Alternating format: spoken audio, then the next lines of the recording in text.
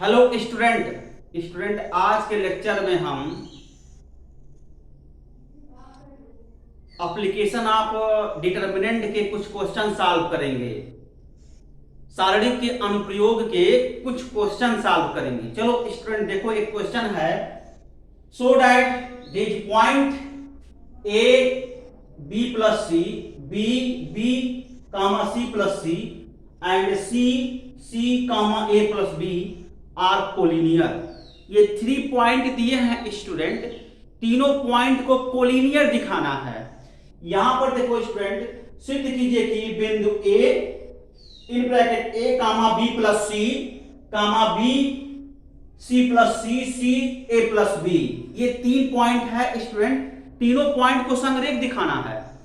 तो मैं आपको बताया था स्टूडेंट, संरेख का जो कॉन्सेप्ट होता है वो यही होता है कि अगर 3 पॉइंट्स कोलिनियर है, मतलब 3 बिंदु संरेख है, तो त्रिभुज का क्षेत्रफल 0 होता है। तो त्रिभुज के क्षेत्रफल का फार्मूला आप याद किए हैं, वह अप्लाई करेंगे क्षेत्रफल 0 करके, और ये जो डाटा है x1 x2 x3 y1 y2 y3 उसी में पुट करेंगे। पुट करने के बाद उसको सिंप्लीफिकेशन करेंगे, उसके बाद 0 आएगा। ठीक है, तो इसमें क्या करना है स्टूडेंट, इसमें देखो क्या करना है, so that these point are collinear, इन पॉइंट को कोलिनियर दिखाना है। इसमें ये करना है कि सिद्ध कीजिए कि 3 बिंदु संरेख है, तो आप त्रिभुज का क्षेत्रफल निकालो। अगर त्रिभुज का क्षेत्रफल 0 होता है तो हम कह देंगे कि यह कोलिनियर है। ठीक है, तो बहुत ही आसान है। कोलिनियर का कॉन्सेप्ट अगर आप जान रहे हो तो आसानी से क्वेश्चन सॉल्व कर ले जाओगे, कोई बहुत कठिन नहीं है। ठीक है, चलो सॉल्व किया जाए। प्रूफ। तो सबसे पहले देखो, यहां पर जो 3 पॉइंट है उसको लिखो। गिवन दैट ये 3 पॉइंट है ना, लिख डालो। A B plus C, B B comma C plus A, C C comma A plus B. ठीक है, अब इसका इन जनरल कोऑर्डिनेट जो आप जानते हैं, x1 कामा y1, x2 कामा y2, x3 कामा y3। ओके स्टूडेंट, है ना, यही जानते हो ना, इसका ये जनरल कोऑर्डिनेट आप लोग जानते होंगे। तो मैंने क्या किया, जो पॉइंट दिया था, जो पॉइंट गिवन था उसको मैंने पहले लिखा, जस्ट उसके टॉप पर जनरल कोऑर्डिनेट लिखा। ठीक है, अब देखो क्या करेंगे, कंपेयर करा देंगे। कंपेयर कराएंगे तो x1 का वैल्यू a है, x2 वैल्यू है b, x3 वैल्यू क्या हो जाएगा c, y1 equal to b plus c, y2 equal to c plus a, y3 equal to a plus b। ठीक है, अब देखो क्या करेंगे स्टूडेंट, अब x1 x2 x3 y1 y2 y3 हम कैलकुलेट कर लिए। अब अपना टारगेट देखो क्या है, टारगेट यही है कि यह जो पॉइंट है उसको कोलिनियर दिखाना है। मतलब स्टूडेंट, ये जो बिंदु देख रहे हो, 3 बिंदु के निर्देशांक दिए गए हैं, इसको संरेख दिखाना है। तो संरेख का कॉन्सेप्ट हम बताए थे, कोलिनियर का कॉन्सेप्ट बताए थे। क्या बताए थे? संरेख का कॉन्सेप्ट यही होता है student, area of triangle is vanish कर जाता है, मतलब त्रिभुज का क्षेत्रफल 0 हो जाता है। जब एरिया ऑफ ट्रायंगल वैनिश करता है तो उसी को कोलिनियर बोलते हैं।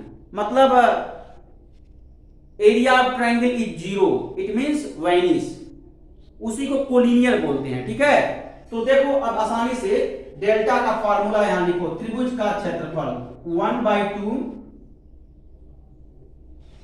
क्या होता है फार्मूला, देखो यही होता है, x1 x2 x3 y1 y2 y3 1 1 1, ये फार्मूला होता है ना, ये सभी लोग फार्मूला लर्न किए हैं।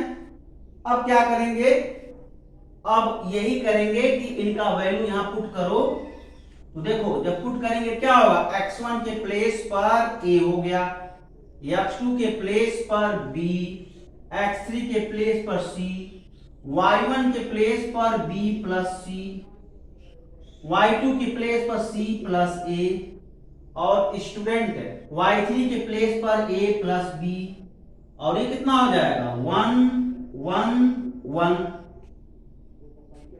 ठीक है ना स्टूडेंट, ये है। अब क्या करेंगे देखो यहां पर ध्यान से, अब यहां पर एक एलिमेंट्री ट्रांसफॉर्मेशन कर दो। प्रयास यही करेंगे कि एनी टू रो और any two column is equal, मतलब दो रो दो स्तंभ को, दो पंक्ति और दो स्तंभ को इक्वल करने का प्रयास करेंगे। तो देखो यहां पर कह सकते हैं C1 को ट्रांसफॉर्म कर दे C1 प्लस C2, तो देखो क्या आता है। तो चलो किया जाए, तो ये हो जाएगा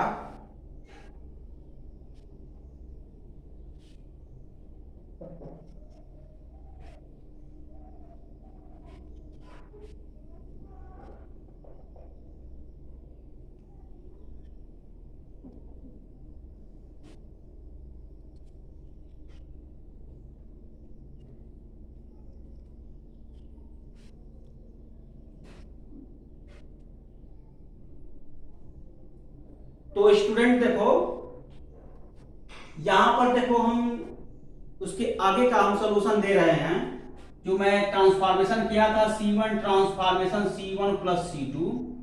अब यहां ट्रांसफॉर्मेशन कर लो, तो ये हो गया delta, it becomes 1/2 determinants a plus b plus c, a plus b plus c, a plus b plus c, b plus c, c plus a plus b, 1 1 1। अब यहां पर देखो स्टूडेंट, यहां पर क्या करेंगे, प्रॉपर्टी फिफ्थ यूज कर लेंगे।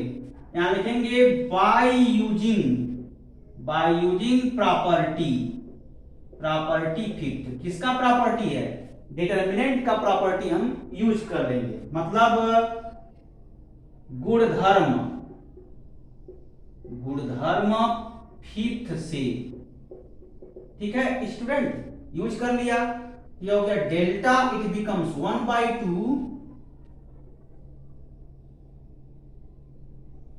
In bracket a plus b plus c, determinants 1 1 1, b plus c, c plus a plus b, 1 1 1।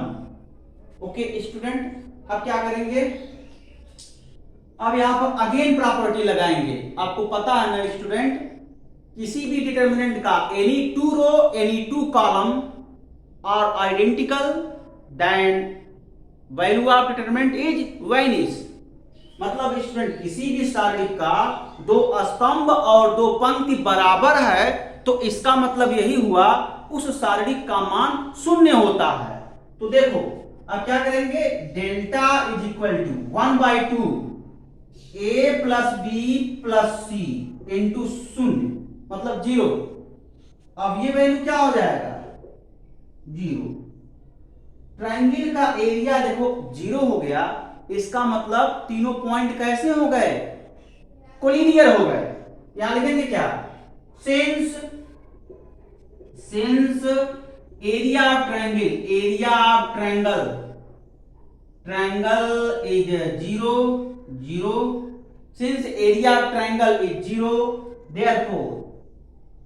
therefore these points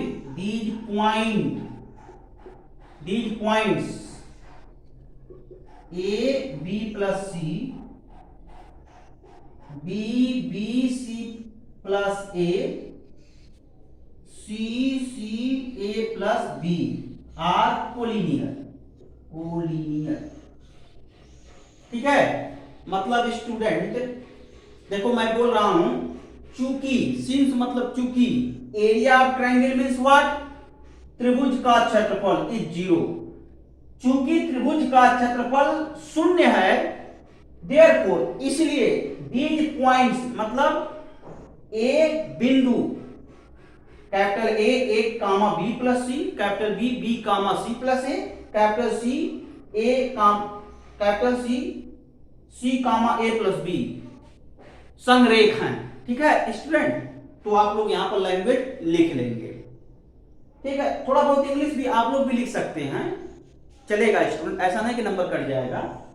तो ये आपका कंप्लीट सॉल्यूशन है, यहां तक नोट करो। ठीक है, ओके स्टूडेंट।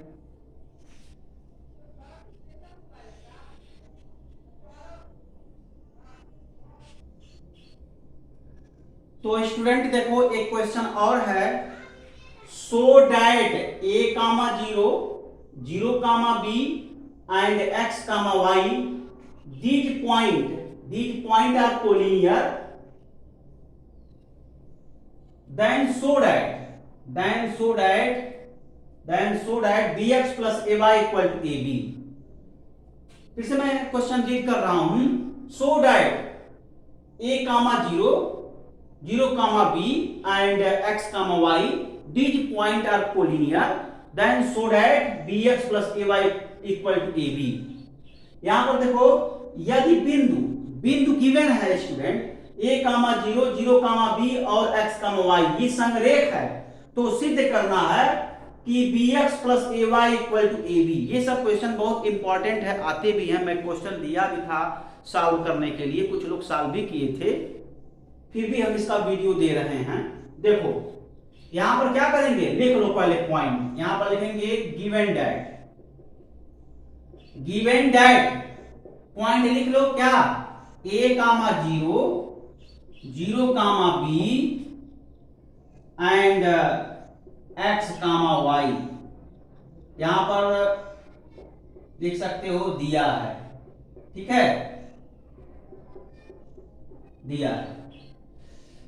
अब ये बिंदु लिख लिए हो, तो इसके जस्ट ऊपर जनरल कोऑर्डिनेट x1 कामा y1, x2 कामा y2, x3 कामा y3 जनरल कोऑर्डिनेट लिख लो। अब क्या करेंगे स्टूडेंट, सबसे आसान तरीका कंपेयर कर लो, तो x1 equal to a, x2 equal to 0, x3 equal to x। अब यहां देखो y1 equal to 0, y2 equal to b, y3 equal to y। ठीक है, अब एक और दिया है, these point are collinear since these points are collinear, मतलब स्टूडेंट चूंकि बिंदु संरेख है, तो बिंदु संरेख है, इट मीन्स क्या, डेल्टा इक्वल टू 0 होगा ना स्टूडेंट। अगर बिंदु संरेख है तो delta equal to 0 means student since these point are collinear, अगर ये पॉइंट कोलिनियर है तो area of triangle will be vanish, area of triangle शून्य होगा ना। तो अब क्या करेंगे, एरिया का फॉर्मूला अप्लाई करो, तो 1/2 determinants x1 x2 x3 y1 y2 y3 1 1 1 it becomes 0। ठीक है, तो यहां तक आप नोट करो स्टूडेंट।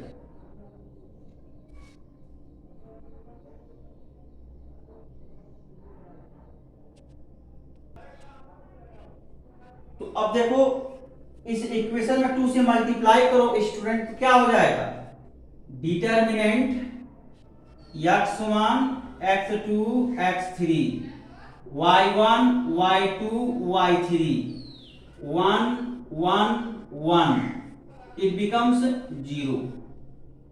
अब ये वैल्यू पुट कर दो। ठीक है, जब वैल्यू पुट करोगे तो क्या होगा,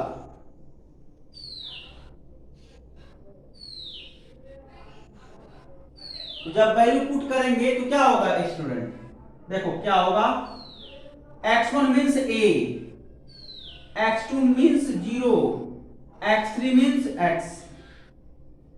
ठीक है स्टूडेंट, अब यहां से देखो y1 0, y2 b, y3 y 1 1 1। ठीक है स्टूडेंट, अब ये हो जाएगा इक्वल टू 0। अब कुछ नहीं करना है, R1 के रिस्पेक्ट में आप एक्सपेंड कर दो। यहां लिखो एक्सपेंड बाई R1 के सापेक्ष प्रसार कर दो। एलिमेंट्री ऑपरेशन भी यूज कर सकते हो, यही प्रसार कर दो सही रहेगा, क्योंकि कैलकुलेशन मुझे नहीं लगता है बहुत टफ है। ठीक है, तो प्रसार करना ही ठीक है। तो A in bracket row column ignore करेंगे तो b माइनस वाई, ये तो 0 है, इसके करस्पॉन्डिंग माइनस लिखेंगे नहीं। ठीक है, तो किसके करस्पॉन्डिंग लिखेंगे, इसके करस्पॉन्डिंग। तो plus minus plus 1 in bracket row column ignore 0 minus bx हो गया। ठीक है स्टूडेंट, और ये हो जाएगा, देखो रो कॉलम इग्नोर तो 0 माइनस bx हो गया, और 0 minus bx means minus bx होगा, और ये हो जाएगा इक्वल टू 0। थोड़ा इसको सिंप्लीफिकेशन करो तो ये हो गया ab minus ay minus bx is equal to 0। अब देखो क्या करेंगे स्टूडेंट, इसको ट्रांसफर कर दो। ठीक है, मतलब इसको पक्षांतर कर दो, कर दिया जाए, पक्षांतर करो क्या आ जाएगा, ये हो गया ab equal to bx plus ay। ठीक है, और फाइनल रिजल्ट क्या आ गया, bx plus ay equal to ab। देखो यही प्रूफ करना था, कितना आसान है, प्रूफ हो गया। ठीक है ना, कुछ करना ही नहीं है, फार्मूला अप्लाई करना है, R1 के करस्पॉन्डिंग एक्सपेंड कर देना है, कुछ नहीं है स्टूडेंट। मतलब आप सूत्र का प्रयोग करो और R1 के सापेक्ष प्रसार करो, आसानी से आ जाएगा। ठीक है ना, कठिन नहीं है, प्रैक्टिस रहेगा तो कर ले जाओगे। और लगभग मैक्सिमम स्टूडेंट वीडियो से पहले, आज मैं वीडियो दे रहा हूं आप लोगों को, इसके पहले भी क्वेश्चन सॉल्व कर दिए थे। ठीक है, तो इसको आप जो है प्रैक्टिस करो, इस क्वेश्चन को, इसको नोट कर लो पहले।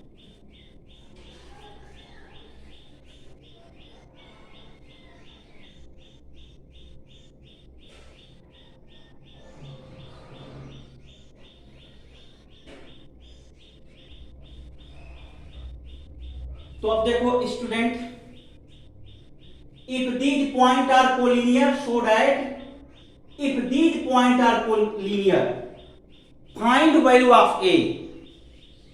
क्या क्वेश्चन दिया है, क्वेश्चन यही दिया है student, if these points are collinear, ये जो पॉइंट है वो कोलिनियर है। जब कोलिनियर है तो एरिया ऑफ ट्रायंगल वाइनिश कर जाएगा। ठीक है, तो फार्मूला लिखेंगे 1/2 determinants x1 x2 x3 y1 y2 y3 1 1 1 is equal to 0, ये फार्मूला लिखेंगे। ठीक है ना स्टूडेंट, तो वही काम करेंगे हम। तो समझो स्टूडेंट हिंदी मीडियम वाले, ये जो बिंदु दिए हैं ना, संरेख है, त्रिभुज का क्षेत्रफल 0। संरेख का मतलब होता है कि तीनों बिंदु एक रेखा पर सिचुएटेड होंगे, स्थापित होंगे। जब तीन बिंदु एक रेखा पर स्थापित होंगे तो त्रिभुज का निर्माण नहीं करेंगे। जब त्रिभुज का निर्माण नहीं करेंगे तो इसका मतलब यही हुआ स्टूडेंट, त्रिभुज का क्षेत्रफल 0 होगा। यह कॉन्सेप्ट है संरेख का। ठीक है, तो अब क्या करेंगे स्टूडेंट, यहां पर फॉर्मूला लिख लो पहले। यहां पर जो बिंदु है पहले उसको लिखो 8 8 8 8 3 -2 एंड a, 2। इसके जस्ट ऊपर लिख लो x1, y1 x2, y2 x3, y3, just ऊपर हमने लिखा। ओके स्टूडेंट, अब देखो क्या करेंगे, यहां से कंपेयर कर लो, x1 equal to 8 x2 equal to 3 student x3 equal to a। अब देखो y1 equal to 8 y2 equal to -2 y3 equal to 2। अब यहां पर चूंकि यहां पर गिवन है ना स्टूडेंट कि तीनों पॉइंट कोलिनियर है, it means area of triangle is 0। ये अप्लाई कर दो, it means delta equal to 0। क्यों, क्योंकि दीज पॉइंट्स आर कोलिनियर, क्योंकि क्या है student, these point are collinear, it means ये सब बिंदु संरेख हैं, ठीक है, संरेख हैं। जब ये सब बिंदु संरेख हैं तो डेल्टा 0 होगा ना। डेल्टा मींस क्या, एरिया ऑफ ट्रायंगल, मतलब त्रिभुज का क्षेत्रफल 0 होगा। अब फार्मूला अप्लाई कर दो, ये हो गया 1/2 determinants x1 x2 x3 y1 y2 y3 1 1 1 is equal to 0। ठीक है स्टूडेंट, अब आप कुछ नहीं कर सकते हो, इसको इरेज करके अब ये जो डाटा दिया है x1 x2 x3 y1 y2 y3 इसमें पुट करके सिंपलीफिकेशन कर दो तो a का वैल्यू फाइंड आउट हो जाएगा। चलो किया जाए, तो इतना तो कर ही सकते हैं।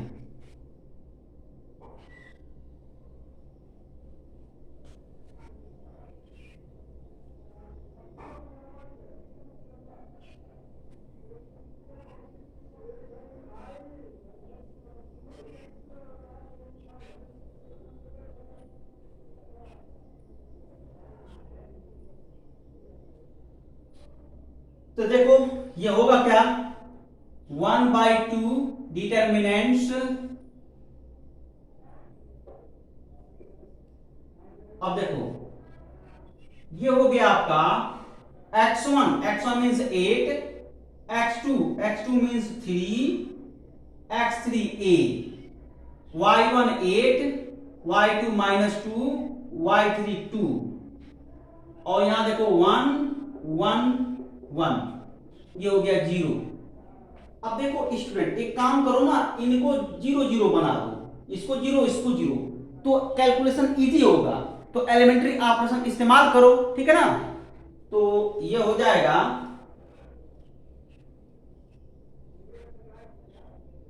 यहां से आप लिख सकते हो R1 transformation R1 minus R2 transformation R2 minus R3। It means student 1/2 ये हो जाएगा आपका 5 हो गया और ये 10 हो गया, ठीक है। देखो 8 - 3 5 और 8 -2 तो 8 + 2 मीन्स 10 और ये हो गया 0। ऐसे इसको 3 - a और -4 हो गया स्टूडेंट। देखो 3 - a -2 -2 यानी -4, अगेन ये 0, a 2 1, ठीक है स्टूडेंट। अब देखो क्या करेंगे, और ये हो गया 0। अब यहां से 2 मल्टीप्लाई करो। देखो इसमें क्या करें, एक काम और कर सकते हो स्टूडेंट, 2 से मल्टीप्लाई करो दोनों इक्वेशन में, सॉरी दोनों साइड में, इक्वेशन के दोनों साइड में 2 से मल्टीप्लाई कर दो। तो मल्टीप्लाई करेंगे तो ये हो जाएगा डिटर्मिनेंट्स 5 3 - a 10 - 4 2 0 0 1, इट बिकम्स 0। अब देखो ये कौन सा कॉलम है, ये थर्ड कॉलम है, मतलब तृतीय स्तंभ है, इसी के सापेक्ष विस्तार करो। ये हो जाएगा एक्सपेंड बाय C3, मतलब C3 के सापेक्ष विस्तार। तो कर दो विस्तार, तो कितना हो जाएगा, तो ये हो गया 1 इंटू इन ब्रैकेट, देखो रो कॉलम इग्नोर कर देंगे, third row third column ignore, तो जो टर्म बचे क्या है, देखो यहां -20 हो गए, -20 और ये हो गया -20 माइनस, देखो -10 इन ब्रैकेट 3 - a, तो 30 हो जाएगा, -30 और +10 हो जाएगा, +10a हो गया, इज इक्वल टू 0। आप क्रॉस मल्टीप्लाई करके देखो ना, इसका मल्टीप्लिकेशन इसमें करो, इसका ये माइनस, फिर इसका मल्टीप्लिकेशन इसमें करो, मल्टीप्लाई करोगे यही आएगा। आप देख सकते हो करके, उतना तो आप लोग मास्टर हो ही गए हो, उतना तो कर ही सकते हो। क्यों, अब देखो ये इंप्लाइड है, इंप्लाई का साइन है बीच इंप्लाई, ये हो जाएगा -50 और प्लस 10a इक्वल टू 0। अब ये लीनियर इक्वेशन है, इसको आप सॉल्व करना जानते हो।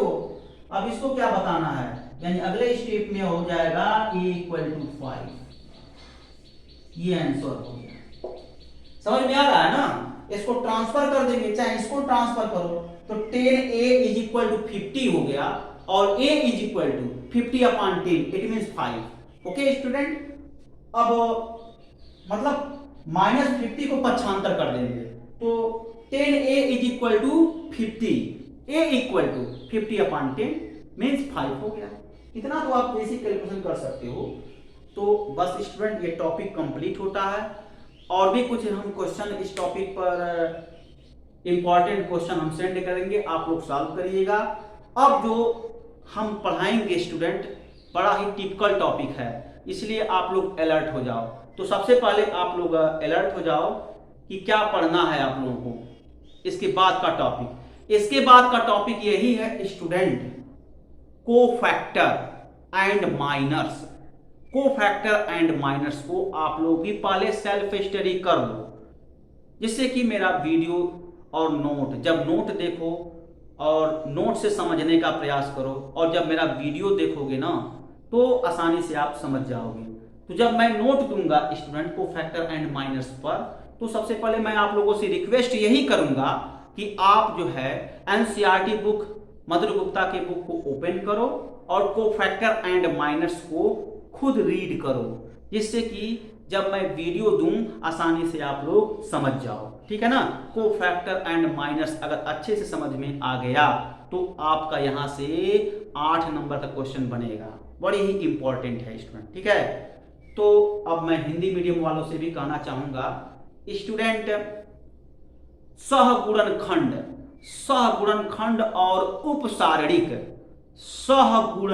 और उपसारणिक आप अच्छे से पढ़ लेंगे, जिससे कि कोई प्रॉब्लम ना हो। जब आप वीडियो देखो आसानी से समझ जाओ। अब पढ़ेंगे कैसे? जब मैं नोट दूंगा सहगुणनखंड और उपसारणी का नोट, और एनसीईआरटी बुक मधुर गुप्ता बुक ओपन करो और उसी से खुद अंडरस्टैंड करने का प्रयास करो कि उपसारणिक है क्या, सहगुणनखंड है क्या। अगर यह समझ जाओगे स्टूडेंट तो 8 नंबर का क्वेश्चन हर साल आता है और आप लोग कर ले जाओगे। ठीक है? तो इसी के साथ स्टूडेंट मैं यही रोकता हूं। Okay student, thank you so much.